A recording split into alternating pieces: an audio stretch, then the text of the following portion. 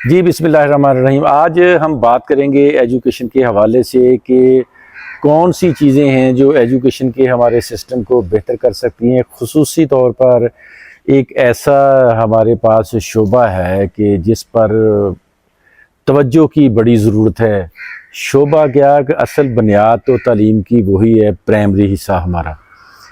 ہم بچوں کے اوپر بوجھ اتنا ڈال رہے ہیں کہ بچے اب اپنی جو صلاحیتیں ہیں ان کا تو لوہا انہوں نے کیا منوانا، ان کے اوپر بوجھ ہی اتنا ہے کہ بچے جو سیکھنے کا ان کا عمل تھا، وقت تھا، وہ ہم ان کو نہیں سکھا رہے۔ ہم ان کے اوپر کتابوں کا، بستے کا، بیگ کا بوجھ ہی ہم نے اتنا ڈال دیا ہے کہ اس کو کم کرنے کی ضرورت ہے۔ پہلے جو 4 سال ہوتے ہیں کسی بھی تعلیمی درسگاہ میں بچے کے، وہ سیکھنے کے 4 سال ہوتے ہیں کہ بچے کو ابتدائی طور پر سکھایا جائے کہ آپ نے عملی طور پر زندگی کیسے گزارنی ہے۔ مطلب کہ ایک ٹریک جو ہے بچے کی پہلی جو بیس ہے ہم نے وہ بنانی ہے کہ بچہ کیسے تعلیم کی طرف راغب ہو، کہ خوشی کے ساتھ تعلیمی ادارے میں آئے۔ بیسک جو چیزیں ہیں وہ بچے کو سکھائی جائیں، لیکن ہم نے بچے کا جو بوجھ ہے بستے کا، بیگ کا، وہ کم نہیں کیا۔ وہ بوجھ در بوجھ وہ بچے کے اوپر ہم ڈالتے جا رہے ہیں۔ تعلیمی اداروں کی بہتری کے اوپر جتنے بھی ہمارے کافی عرصہ ہی ہو گیا، اب تو ایجوکیٹر بھرتی ہی نہیں ہوئے۔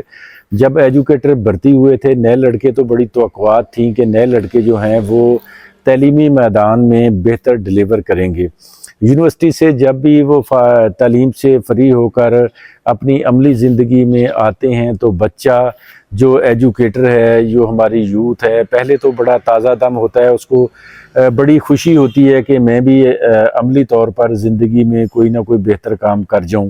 لیکن جب وہ آ کر ہمارے خصوصی طور پر جتنے بھی سرکاری تعلیمی ادارے ہیں وہاں پر بچہ جب آتا ہے تو اپنے پیش رو جتنی ان کے سینئر ٹیچر ہیں جب ان کو دیکھتا ہے تو پھر بچہ بھی وہی باتیں سیکھنے کی کوشش کرتا ہے۔ وہی جس طرح ایک پورا بنا ہوا ہوتا ہے ایک دائرہ، اس دائرے کے اندر رہ کر ہی وہ بھی بیچارہ مجبوراً افسران کے ساتھ تعلقات کیسے بنانے ہیں، میں نے اگر اس اسکول میں رہنا ہے تو اپنے ہیڈ ٹیچر کے ساتھ کیسے معاملات بہتر کر کے رہنا ہے، اس کے ساتھ ساتھ میں نے اپنے علاقے کے گاؤں کے لوگوں کو کیسے خوش کرنا ہے۔ اصل میں اس کا جو مقصد تھا اس مقصد سے وہ ہٹ کر دیگر مقاصد کی طرف وہ چلا جاتا ہے۔ تو ایسی جو چیزیں ہیں، سب سے پہلے تو کسی بھی تعلیمی ادارے میں ماحول چاہیے ہوتا ہے۔ جب وہ تعلیمی ادارے میں آئے تو اس کو وہ ماحول ملے، تعلیم دوست ماحول ہو کہ بچہ خوشی کے ساتھ اپنا بیگ صبح اٹھائے اور اسکول آئے۔ اس کے ساتھ ساتھ جتنے بھی ہمارے سرکاری تعلیمی ادارے ہیں وہاں پر آپ دیکھ لیں کہ کس طرح کا ماحول ہے، کس طرح کے ماحول میں بچے پڑھتے ہیں۔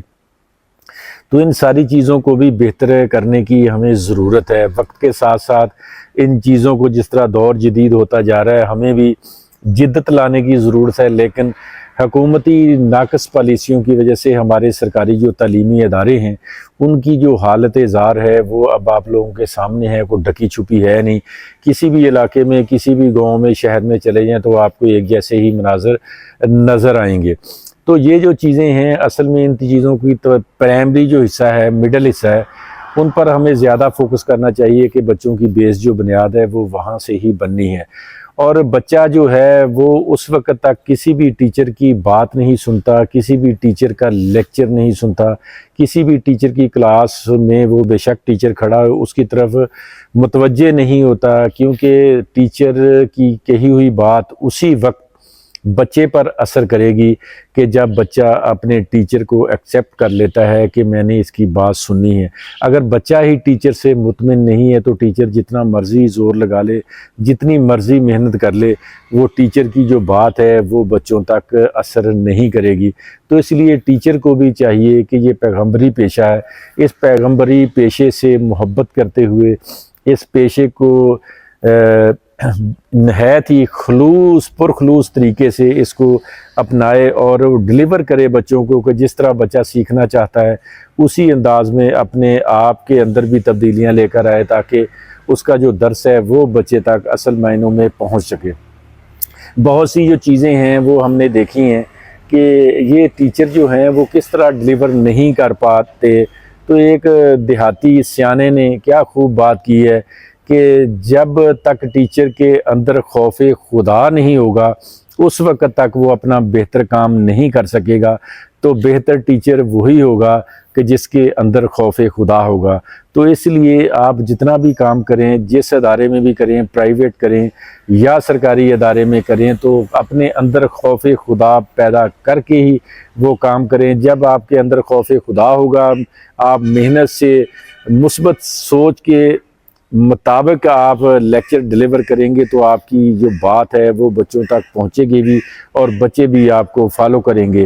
تو اس لیے سب سے پہلی جو بات ہے وہ خوف خدا ہے۔